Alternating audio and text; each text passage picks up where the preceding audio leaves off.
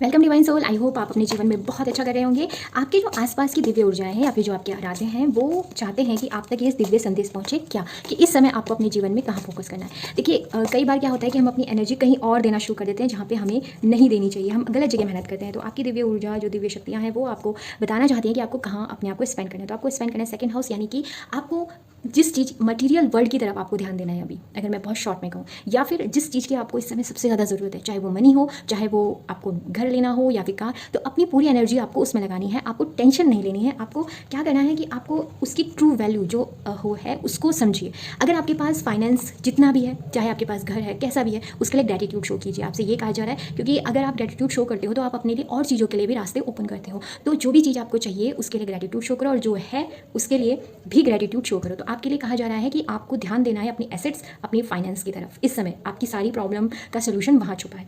अब आपको कैसे ये काम करना है ये देखते हैं। आप उस तरफ कैसे ध्यान दोगे, क्या करोगे, आइए देखते हैं। प्लीज़ डिवाइन हमें मैसेज दीजिए कि ये काम हम कैसे कर सकते हैं।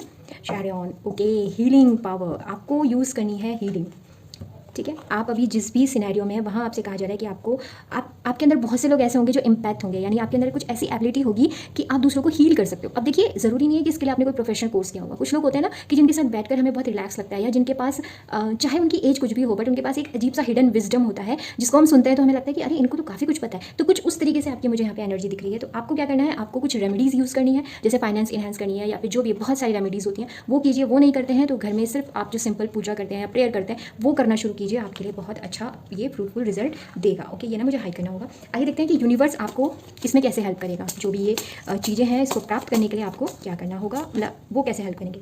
ओके, तो वो आपको दे रहे हैं किसकी, वर्गो की एनर्जी।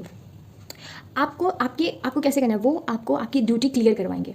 अगर कोई फॉगी सिचुएशन हो रही थी आपको समझ में नहीं आ रहा था कि क्या मुझे यहाँ पे अपने आप को डालना चाहिए नहीं डालना चाहिए, तो वो चीज़ आपकी क्लियर होगी। दूसरा, आपके अंदर अब हम्बलनेस आ जाएगी।